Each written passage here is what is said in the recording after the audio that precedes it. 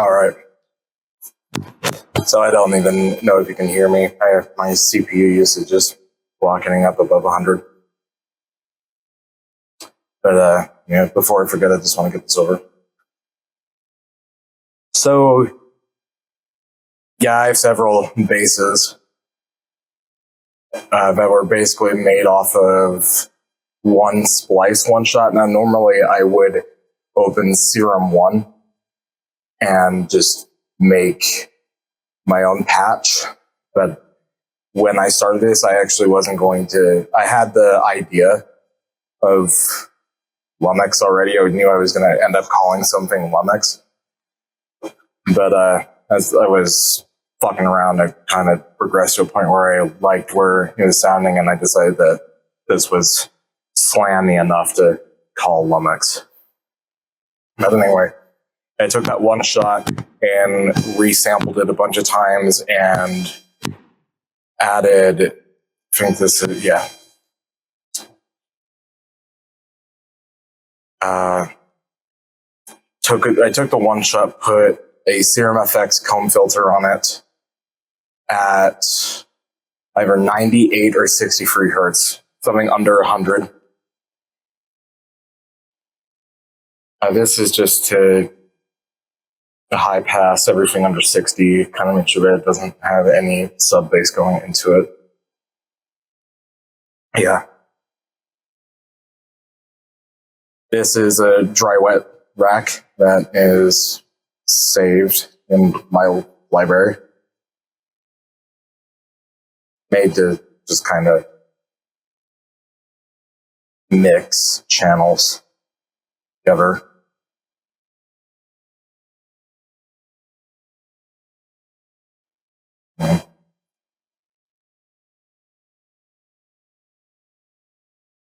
Yeah, asymmetric combs. I use the Serum 1 comb filter because I find the UI, at least specifically for, I've been using the Serum FX 1 comb filter for several years now.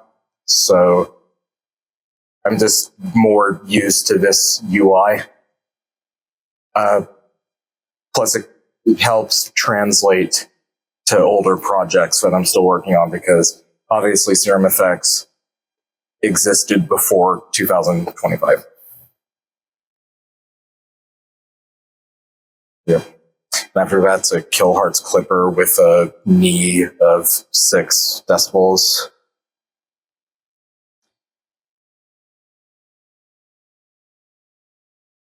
I think, yes, this is a preset that I use to kind of fade in for the pre-drop. Another kilohertz clipper. This is an ozone imager because it's a very weird imaging problems.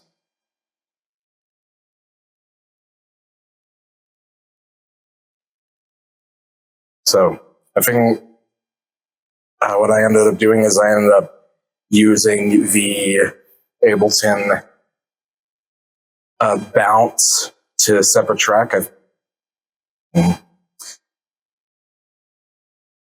It'll function.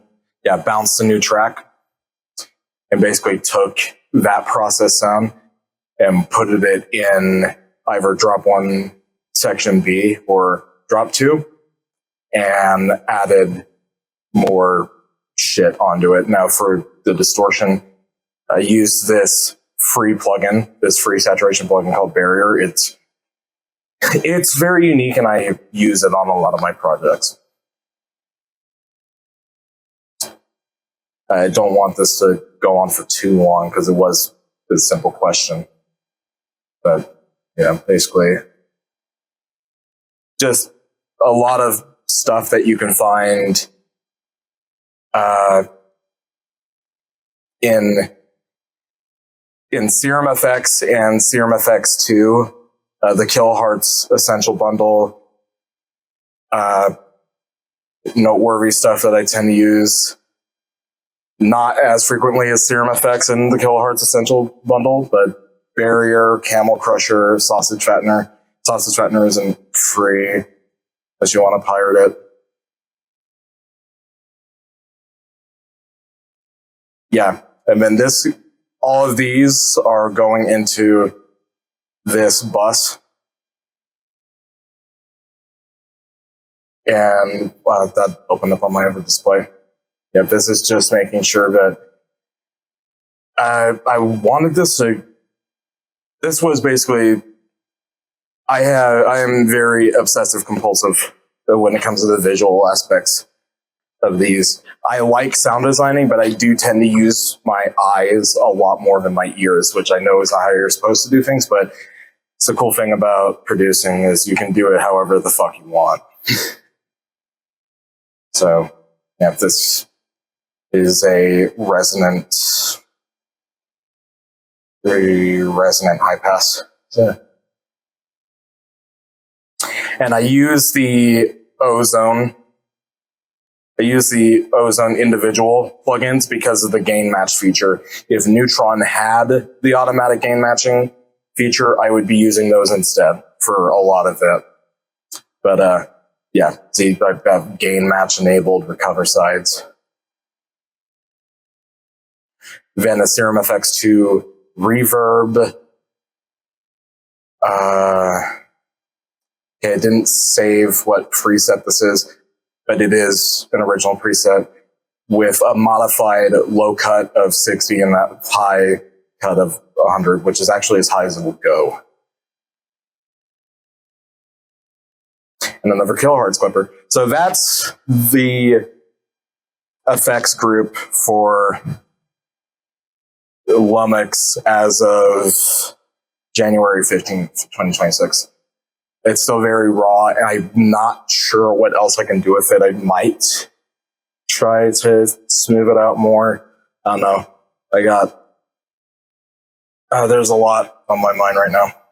Hopefully this didn't go on too long. Hopefully I can get this video compressed to where I can send it on Discord. Yeah. Thank you.